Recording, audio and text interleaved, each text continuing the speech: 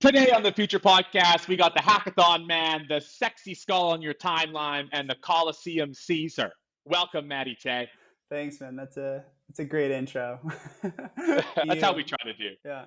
Yeah, thank you. Before I get into it, I got to give you an applause because one, the hackathons that Solana has been doing for all the last years, I think you said 8 of them in your last podcast, is amazing. And everybody in the ecosystem thanks you guys for it.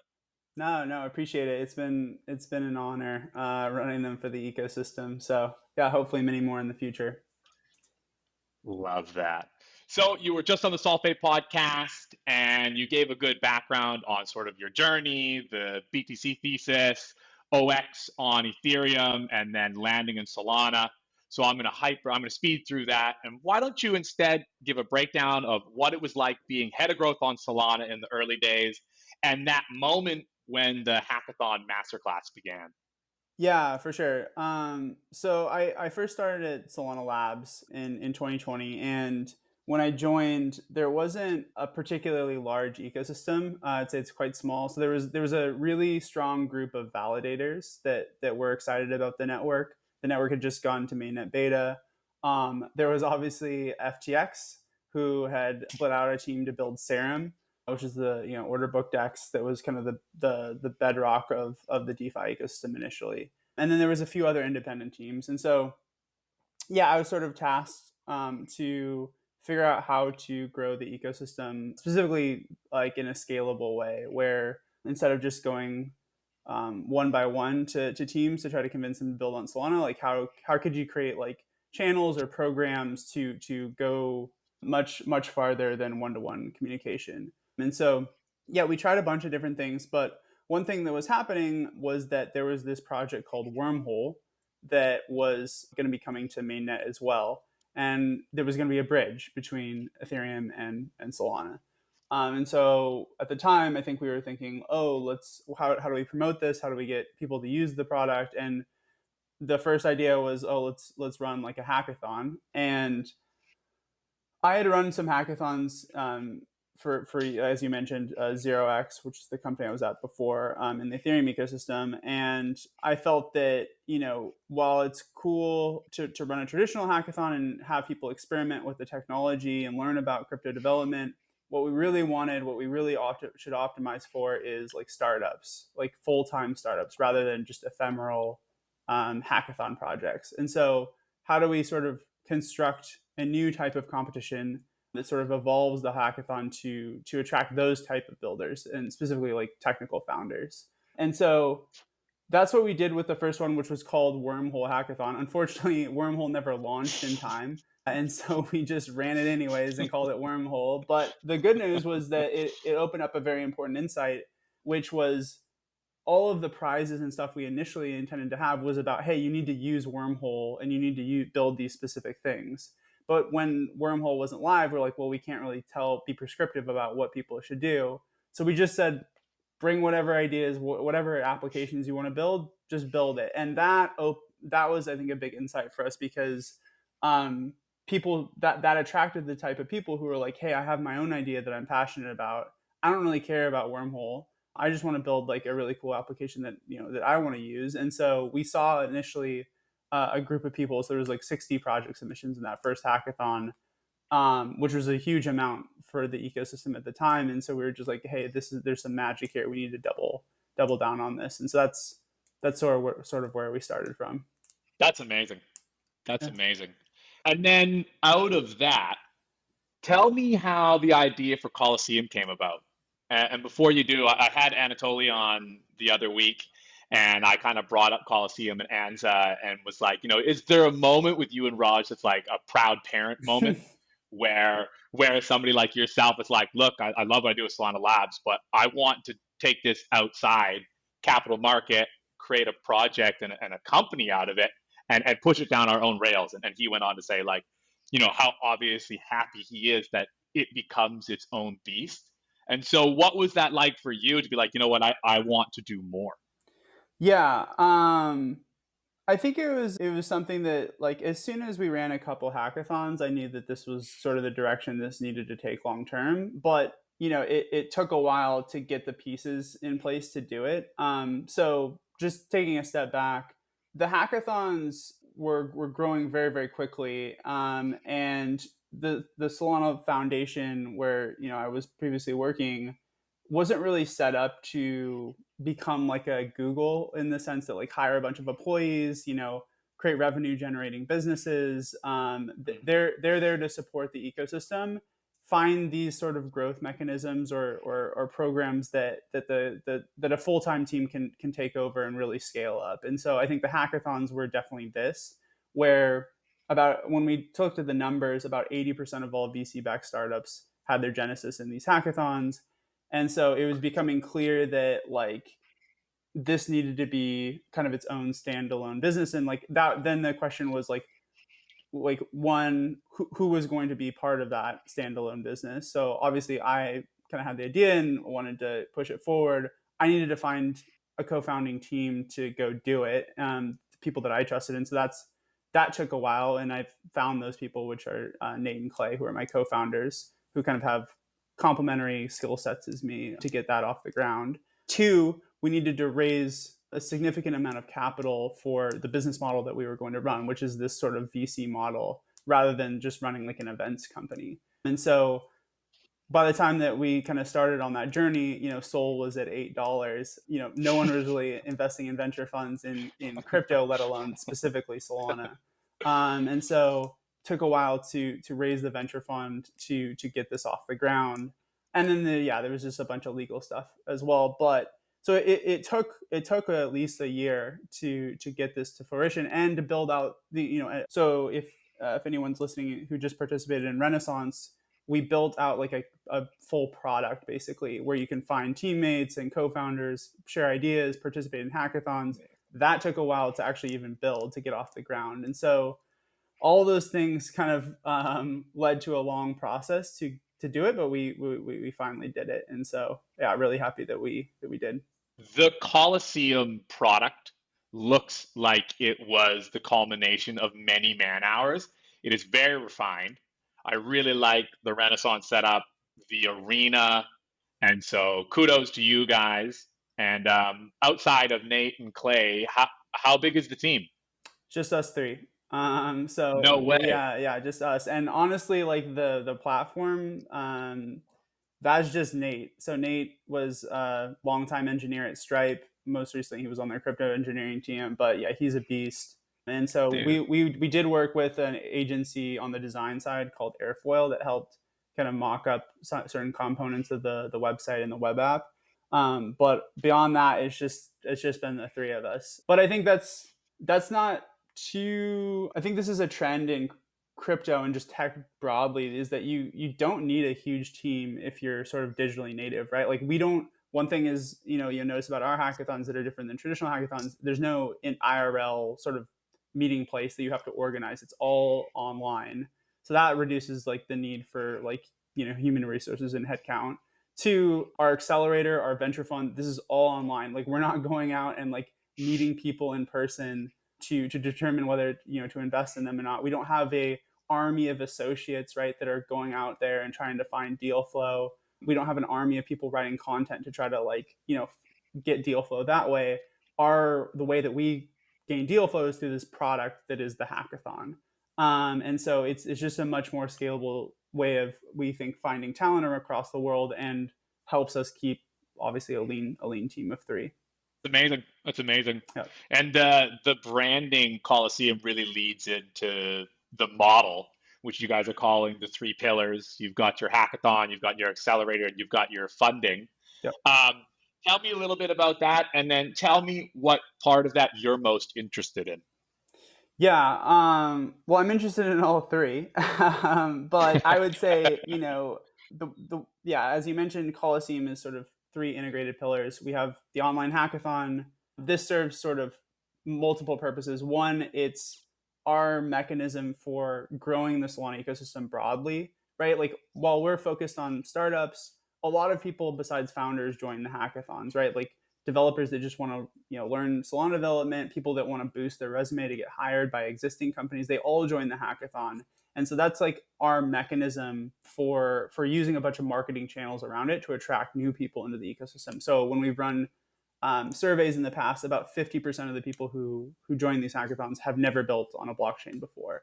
So it's a lot of Oh, wow. a lot of net new builders. And so that is sort of a core focus of ours, is just like continuing to grow the Solana ecosystem, continuing to attract really high quality founders that want to launch startups on Solana specifically. So that is the way that we attract people into the ecosystem, but it's also the way that we evaluate talent for deciding who to accept into our accelerator program and who to ultimately invest in.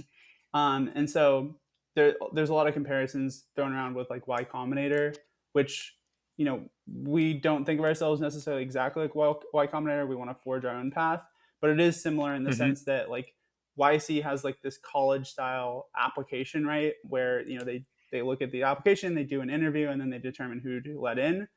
Instead of that, we have like a engineering competition that lasts 6 weeks. That's how we decide who to let in, which we think is actually a much superior model for determining talent. So then we have the accelerator program, which you mentioned. Like, this is like, we basically take the top 10 winners after each hackathon and we invest in them 250K each, and basically help them get off on the best foot into the Solana ecosystem. And so that's a combination of mentorship with the three co-founders, me, Nate, and Clay, and an extended group of mentors, so many of whom are previous hackathon winners, top founders in the ecosystem. Raj and Toli are part of that group that are sort of mentoring this sort of elite group of new founders. And then there's obviously further sort of funding support. So we're trying to get people to go from DevNet, where they end in the hackathon, closer to mainnet over the course of the 6-week accelerator. And then we have a demo day at the end where we want to introduce them to, you know, a bunch of seed investors essentially to round out their proper seed round. And so this is something that's been happening with the hackathons kind of informally, where we have seen teams, obviously there's a lot of teams that have started in the hackathons, but it's taken them quite a while to get embedded in the ecosystem and kind of find their way to a seed round. Sometimes it can take up to like 9 to 12 months to do that. And so even if they're great founders, like I think a good example is like, so Tensor had their token launch, I think yesterday. Those guys won a hackathon and it took them many, many months to even raise like a very paltry seed round. And they're elite builders and founders. So we just want to, like the name says, accelerate a lot of these top folks to get to the starting line a lot quicker. So that's about it. Abstracting away the difficulties. There was a question I wanted to ask later on in the podcast, but I can't help but ask it now. And hearing about this process and taking people through the accelerator into the funding. And as someone who's not part of venture capital, I can't help but wonder, is there a way to decentralize the funding aspect? Whether that means there's a Colosseum token or like you add the ability of like crowdfunding. And it maybe it's naive of me to say that because I know a lot goes into venture capital in the terms of like helping projects push through. But is this something you guys have thought about? Certainly, we've thought a lot about it. I think, you know, there are some hurdles that need to get crossed. One, from a regulation standpoint, namely, in order to do something like that. So we don't want to be the ones that walk through the door first on things like issuing a token that's representative of some sort of venture fund. Like we're flexible long term on the different models that kind of crypto can offer, but like, you know, for now we want to keep it somewhat straightforward and use the tried and true way of helping founders to date. There's, you know, there's been some pretty epic blowups of this type of model in the past. Namely, like, I don't know if you remember, there was this thing called the DAO on Ethereum in 2016, where the network had just launched, and there was the first DAO on Ethereum was called the DAO, and it was basically like a decentralized venture capital fund where people just piled ETH into a smart contract or a set of smart contracts. People posted proposals on like startups that they wanted to get funded, and then people basically voted in a decentralized way on what to fund. There was an economic bug in those contracts, and I think a huge percentage of ETH got basically stolen, and they had to actually roll back the chain. This is where Ethereum Classic got forked, was because some people didn't believe that, you know, you should roll back the transactions to avoid this smart contract bug. And so Yeah, I mean, there's a history of this. We're gonna be keeping a close eye on seeing what people do. There's a couple venture funds that kind of envision sort of opening the, up to being more of a DAO. There's one called DAO 5, I think, from some of the Polychain folks that spun out recently. And so we're open to it. We want to make sure that we're doing it in the right way. And that makes sense. You don't want to ruin something when you're just taking off the ground. Yeah. All right, back on track. I'm curious, through this whole process and what you've learned over the past, you've had 60,000 people and 4,000 projects. Going forward, what are still some of the biggest barriers you're seeing of projects entering the space? Hurdles that need to be overcome that maybe a lot of people aren't thinking about, that you would like them to know about before submitting and becoming another 100 projects? Yeah, there's a bunch of things that I'd like to see, but first is that I think this is sort of a nature of crypto generally, but there's a lot of like narrative chasing. Like, you see like a AI modular L2 that like raised a huge like pre-seed funding round, and so it's just like kind of or restaking AI, blah blah blah blah blah blah. So there's a lot of people who are actually really talented builders who are just chasing what they think they can get funded rather than what they personally would use as like an end user. And so when people ask us, like, oh, what should we build? Well, we're not prescriptive, with what people, types of projects people should build. We do say, like, hey, solve a problem with crypto that you have personally, because if you have that problem, there's probably 100 other people that have that same problem as you. And then once you find those other 100 people, you have some product market fit, you can find 1,000, 10,000, a million, whatever, so on and so forth. So I think solving personal issues with crypto is an important one. The second thing is like building a market. So we have a specific thesis on crypto is really built to unlock novel digitally native markets.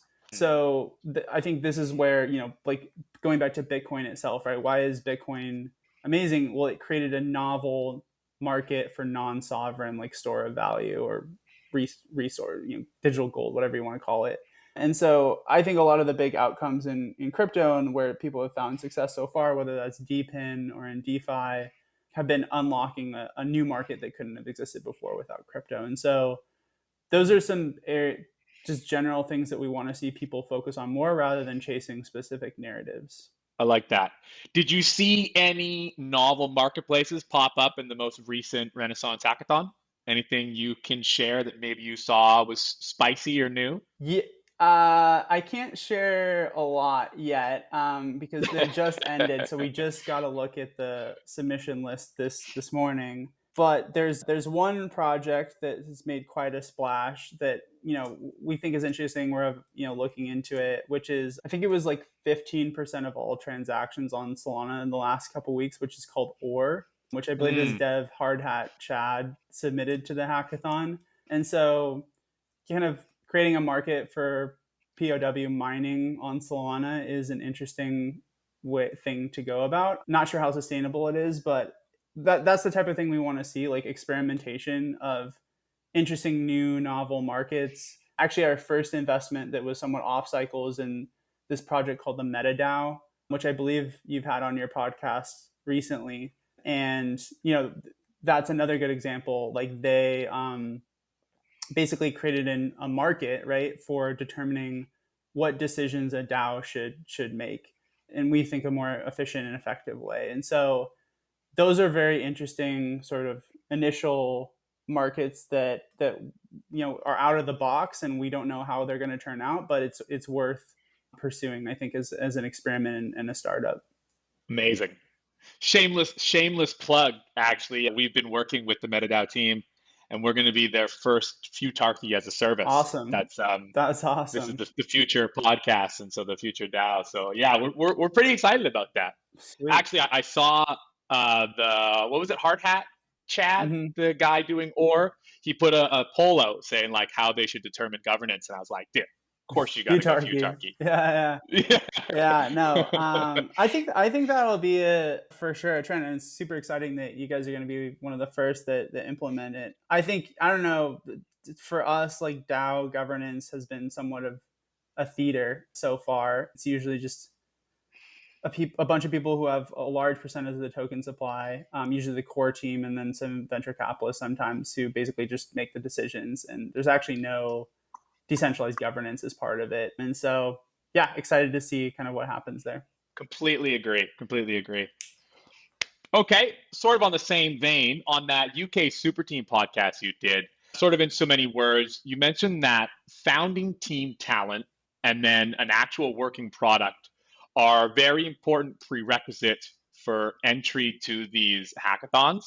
And I kind of want to know, like, is this because there's just so many teams that are submitting too early, or because the competition is so high, and so you should have as close to a fully flushed out product as possible?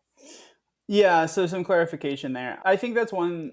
I think the team really matters. So there's like, product market fit, but there's like team market fit or founder market fit, where usually the successful founders have deep understanding of the market that they're trying to go tackle. Most of the time they've actually been working in that industry or in that market for a long time, and they have an interesting insight that no one else has, or they are not part of the market but have done a ton of research into understanding what the opportunity set is. So that's what we mean when we say like the founders or the team really matter. On the product side, it's actually not that important to build out a launch a full product by the end of the hackathon. While that's impressive, what's more important is like sort of one, like the prioritization of what you actually build, which sort of mirrors how an engineering sprint is going to work in real life, right? Like you're constantly getting feedback from customers or potential users, and then determining, okay, well, what features should we build like in the next month to try to find product market fit. And so with the hackathon during the engineering sprint, like we're more curious less about like how much work you did and more about like why did you decide to build these specific product features and launch them for your demo. Why are these the most important to focus on first in order to eventually find product market fit? So it's less about how much work you do and how much like smart work you do is the main thing. And I think this is something that we've sort of has been controversial, or we've gotten pushback from participants who have traditionally been part of hackathons that are not Solana hackathons, is that like a lot of the times it's just like how many integrations you do, how much code you wrote. That's kind of determines who wins the hackathon. But for us, that's not the case. It's more, is this a viable idea in the first place, and then how much did you execute on prioritizing the important features first? Interesting. Yeah, okay. So I got a bit of a selfish one here. Sure. Part of the creation of this podcast was sort of a rebrand from from my old private brand, and it was in alignment with this future DAO. And I don't know if you followed any of like this meta around meme coin takeovers. And so it was essentially what we did. There was a rug meme coin, and we kind of all just sort of stepped in to save it. And then accidentally, a team of ecosystem builders just ended up in a Telegram chat. One thing kind of became another, and it sort of like manifested into this like, well, maybe we should like do a small pre-sale Helio raise and then like try to build products. And then the idea came out like, well, let's try to enter a hackathon. And then so over the last month, there's been a lot of like, soft pivots on ideas. And so my question for you is sort of like, what have you noticed to be a stronger strategy? Joining a hackathon, knowing that you're probably going to have to do more than one to flush out ideas, maybe to help onboard more people, versus kind of building in stealth and then applying once you've got more of a flushed out idea. Does that make sense? Yeah, I think it's actually best to build in public. A lot of the best Hmm.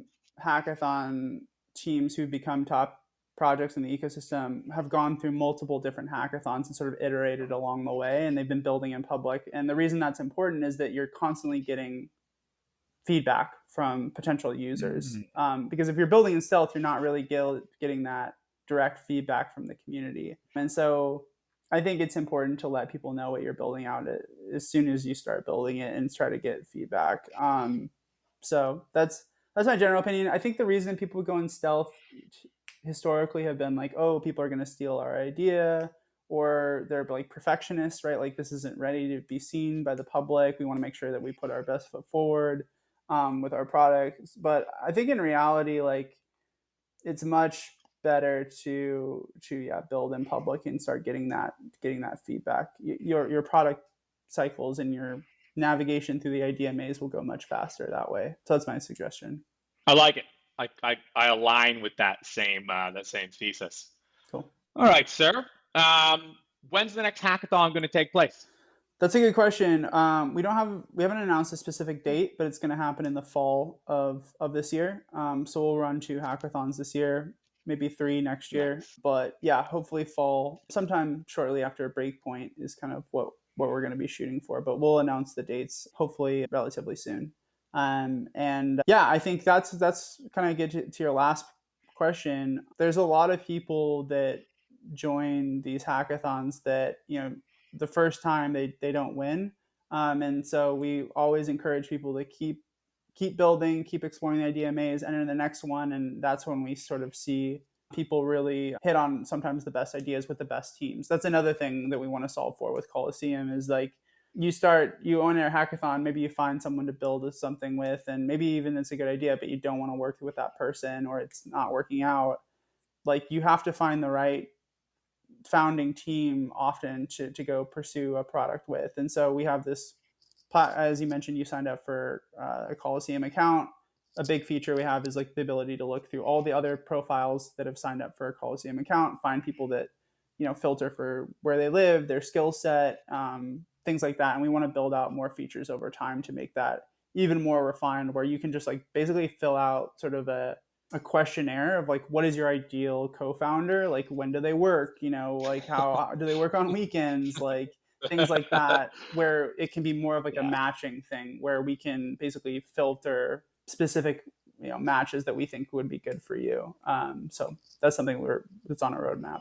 I like that. It's kind of like the plenty of fish, but then it kind of meets like sports agency. Are you a free agent? Are you bound by a contract? Yep. That's funny. I like that a lot. Yeah, I think. Well, sir. Yeah. Oh, go ahead. Go ahead. No, I was just gonna add one more thing, which is just like I think this is like where we really want Colosseum to establish itself and provide value in the ecosystem beyond just obviously we're gonna help top founders and run these hackathons that are sort of public goods for the Solana ecosystem and I think crypto generally. But we also want to sort of know that, there's a lot of individuals around the world that are, on the nights and weekends, like super interested in crypto, but maybe their friend group in their local town or city aren't really into crypto. I was sort of like this initially where I was super into crypto early on and no one around me really was. And so I had to like go to meetups or I had to move to San Francisco, right, to find sort of people that were also interested in crypto. But if there's sort of a digital town square where you can go and find your co-founder, and then that person may live in Thailand or Canada or wherever it is in the world, they're probably looking for someone as well. And so they can meet and match up and then go compete together in a hackathon, see if that working relationship ends up being a good one. And if it is, like, that's great, then they can go pursue the startup together. That's amazing. Yeah, honestly, can't applaud what you guys are building enough.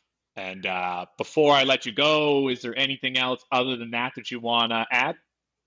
Would love to hear about future and tell me more about this sort of takeover meta, because I've seen this multiple times and like just go through maybe a little bit of the story. I'd love to hear about it. Yeah, sure. So I guess about a month ago, in and amongst peak meme coin season, I ended up being in the group chat where this Merted coin came across the radar, and it was essentially like a tribute to Mert himself, Mm-hmm. even though I don't think he was a big fan of it. And so like I bought it. And then a couple days later, it was trending towards zero. Actually, I didn't even realize it was, but I saw this guy, Gavin from Sidechain, he posted. I never even talked to him before. It was like saving Merted from a dev rug. And I was like, I didn't even know it had been rugged. And like it checked and I was like, oh wow, it's like hit at the bottom. And so I ended up joining a chat with like him and Edgar from MarginFi and a couple of other guys. And we ended up like retaking over the Twitter, starting a new Telegram, getting all these people in the door. What's the mechanic of that? Did you actually talk to the original dev who launched Murdered and be like, hey, can you send us the login information for your Twitter? Or like, how does that happen? It was sort of obscure And to be honest, I don't know if the people we were talking to was just one person. Uh, It was never kind of very helpful. They were just sort of like, "Oh, you guys are stepping in to save this," after we had just dumped it, and like, "Yeah, we'll give you admin right to the Twitter." And so we jumped on to the Twitter, started posting, created memes, trying to get people, created a new Telegram that we could control. But then it was crazy, like, people from Flash Trade, from Streamflow, from Splitwave, like all these guys just started showing up, and sort of this team of like between devs and marketers and interested folks, we're all sitting in the same room discussing how we could save Merted and like how we could maybe build some products. And it very quickly turned into, this is very limiting IP. Like Anatoly can't talk about it, like Mert can't talk about it, the Helios guys can't talk about it. It's all just screams one big put Mert in jail situation. And so the conversation was like, well, let's do a takeover. Like let's do a hostile takeover of this project and like get enough of the community on board that are token holders to commit to us launching a new token. And so what we ended up doing with the help of Tregs, who's head of strategy at Flash Trade, we devised a system, created a new website for it, a new front end, and then people committed their Merted over a 7-day period. And provided we got a high enough percentage, which was going to be above 50%, we were going to launch a new future token. And so, yeah, the pre-sale sold out in 24 hours. And then when the window closed after 7 days, it was, oh man, it was a nightmare because it was peak congestion and like really hard time with getting transactions to go through. And so, yeah, we ended up shipping all the people the new future. So, yeah, honestly, it was an amazing journey. And then on like the other side, we ended up kind of with this like clean slate of like, now we have a treasury, we got this new token, we can leave kind of Merted behind. And so we're sort of like dividing this team into, keeping the homage of the meme coin and it's spicy, while also working towards building products. And there's been some ideas that we pass around, and I'll refrain from kind of bringing them up now. But yeah, it's been interesting. I'll tell you what. Fascinating. Yeah, I mean, I've been sort of following the meme coin thing from afar and dabbling in it, but yeah, super interested to see kind of what happens with future and see if there's anything interesting that comes out of it. Yeah, thank you. Appreciate that. Awesome. Before we wrap it up, I like to ask my guests one final thing. What has been the thing that kept Matty Tay sane when Solana was $8 until now? What keeps you going? It's a great question. I think it's mostly just that like I am a true believer in crypto in terms of like opening up, markets for the world and, creating more economic freedom for people across the world. And I think crypto has that potential. And I think Solana specifically is pushing sort of the bounds, obviously, of scalability and getting to the point where it actually can be used by everyone in the world and unlocking that sort of economic freedom. And so, yeah, that has interested me from the moment that I learned about Bitcoin to today, building Colosseum. I think, there's just a huge potential in the 21st century for crypto to alter how global markets work for the better. So, yeah, pretty excited to play a very small part in that. It's a big part. Small fish in a big sea, but you're a big fish, buddy. And we appreciate what you're doing. And thank you for coming on the Future Podcast. Awesome, man. Thanks for the invite.